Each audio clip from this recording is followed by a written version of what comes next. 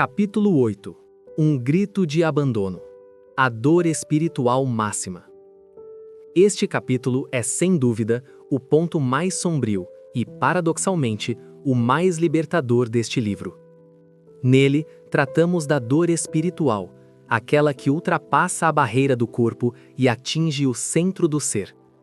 No contexto da nossa Galeria dos Heróis da Fé, Jesus aqui se destaca como o mártir supremo, pois ele enfrentou o que nenhum outro herói jamais precisou enfrentar: o abandono real de Deus.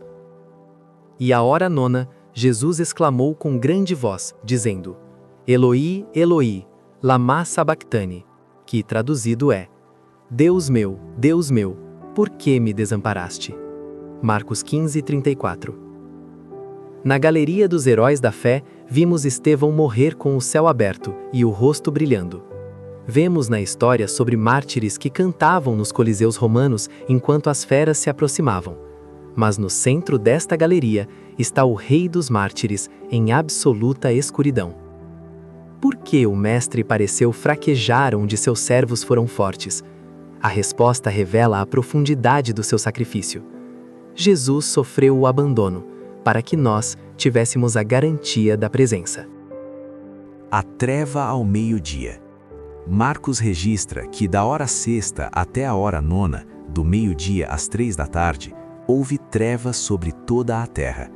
Aquela não era um eclipse comum, era o universo reagindo ao seu Criador, sendo tratado como um pária.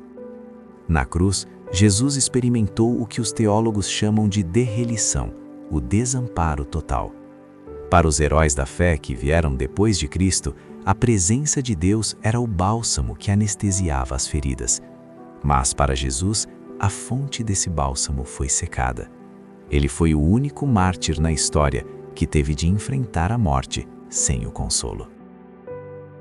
O significado do grito. Por que o porquê? O grito de Jesus não é um grito de dúvida ou incredulidade, mas de identificação. Ao citar o Salmo 22, cujo salmo abordaremos no capítulo 12, ele está mostrando que a sua agonia era o cumprimento da profecia. A dor da ruptura. Jesus e o Pai desfrutavam de uma comunhão eterna e ininterrupta. Naquele momento, o peso dos nossos pecados foi colocado sobre ele, e a santidade do Pai teve que se afastar do pecado. O mártir substituto. Diferente de qualquer outro herói da fé, Jesus não estava morrendo apenas por uma ideia ou uma causa e protesto. Ele estava morrendo como um criminoso espiritual, absorvendo a separação que nós merecíamos.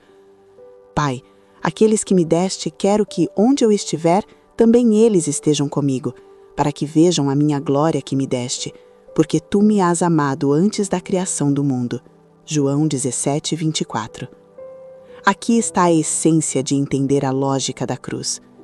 Se você já se sentiu abandonado por Deus em meio ao seu sofrimento, olhe para Marcos 15. Jesus gritou o porquê para que você receba o estou contigo.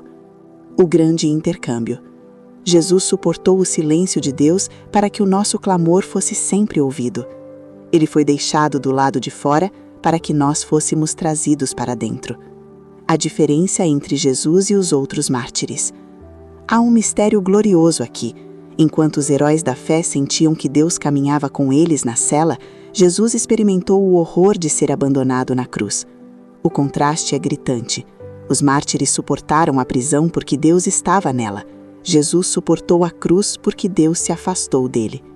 Ele suportou o eclipse total da face do Pai para que você, em seu leito de hospital ou em sua noite de angústia, jamais precise clamar sozinho. Ele mergulhou na dor da separação espiritual para que, no auge da sua dor física e da sua agonia na alma, você pudesse desfrutar do alívio inabalável da presença dele dentro de você.